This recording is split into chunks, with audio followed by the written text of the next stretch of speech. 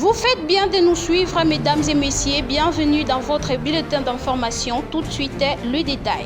Depuis la mort de Laurent Mosengo Passignan, l'ancien cardinal, les hommages dignes lui ont été rendus d'abord en France et par la suite, le mardi 20 juillet, à Kinshasa, au Palais du Peuple. D'où nous avons vu la participation des hommes de marque venant de partout pour rendre le dernier hommage à cet homme de Dieu qui l'a servi pendant toute sa vie. Nous citons le président de la République du Congo, son Excellence Denis Sassou Nguesso. Nous avons vu la présence du chef de l'État, son Excellence Antoine Félix Tshisekedi Tshilombo. C'est ce mercredi 21 qu'il y a eu son inhumation à la cathédrale Notre-Dame de Kinshasa aux côtés de deux cardinaux qui lui ont précédé quelques années avant, dont le cardinal Malula et le cardinal Echo. Adieu, cardinal Mosengo Passignan Laurent, paix éternelle. L'élie de Mohamba avait légiféré sur la dot en République démocratique du Congo. C'est le mercredi 21 juillet que le député national Daniel Mbao est allé déposer sa proposition de loi sur la dot. Rappelons que cette loi vise entre autres les rabais du coût de la dot, dont au milieu urbain qu'elle ne dépasse $500 américains et dans le milieu rural qu'elle ne dépasse pas $200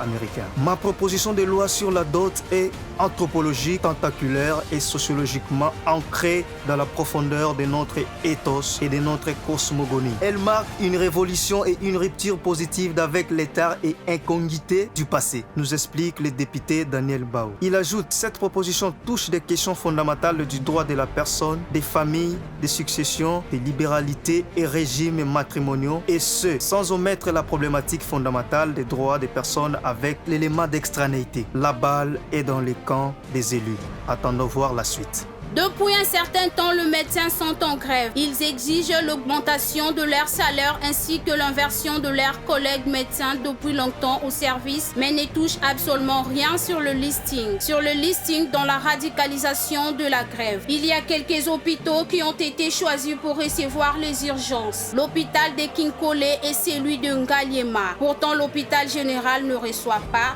confirme le docteur Katingo Boka, secrétaire sectionnaire principal du syndicat national de médecins à nos confrères de l'actualité.cd. Tout le malade qui s'est présenté mardi 20 juillet à l'hôpital général de Kinshasa était éconduit. De l'entrée du complexe hospitalier, il leur demandé de rentrer. Les syndicalistes ont été reçus le même mardi par le Premier ministre dont les assurances leur ont été données. Nous osons croire qu'ils verront la grève tant qu'il y a déjà un terrain d'attente avec le chef du gouvernement, le Premier ministre Sama Lokonde.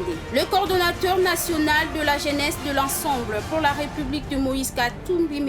Jacques Ndala, a été condamné mardi 20 juillet par le tribunal de la paix de Kinkole, épopée de 2 ans de prison ferme avec une amende de 500 000 francs congolais. Pour rappel, ils étaient interpellés le dimanche 18 juillet à son domicile par le service de la sécurité et jugés le mardi en procédure de flagrance au tribunal de la paix de Kinkole. Il lui était reproché de la désobéissance aux lois de la République. Il avait prononcé des mots de la dite désobéissance lors d'un meeting qu'il avait récemment devant le siège de leur parti d'ensemble pour la République de l'ancien gouverneur d'Ikatanga. Tout en s'opposant à la proposition de la loi dite Congolité proposée par le docteur Noël Tchani et déposée à l'Assemblée par le député national Tingi Pouloulou. Assimi Goïta, le président de la transition du Mali, a été attaqué à l'aide d'un couteau par un assaillant ayant pris part à la messe dans la grande mosquée de Bamako. Tout en esquivant avant l'intervention des forces de l'ordre pour le maîtriser, une question se pose jusqu'alors. Qui sont ceux qui se cachent derrière cette tentative d'assassinat? Malgré cette question,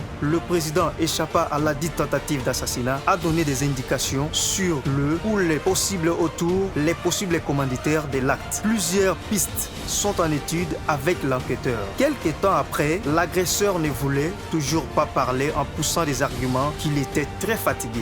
Visiblement, il s'était fait droguer avant de passer à l'acte, confirment les confrères de la RFI. En attendant, les enquêtes poursuivent minutieusement. C'est par cette information que nous clôturons ces bulletins d'information. Merci de l'avoir suivi. Au revoir.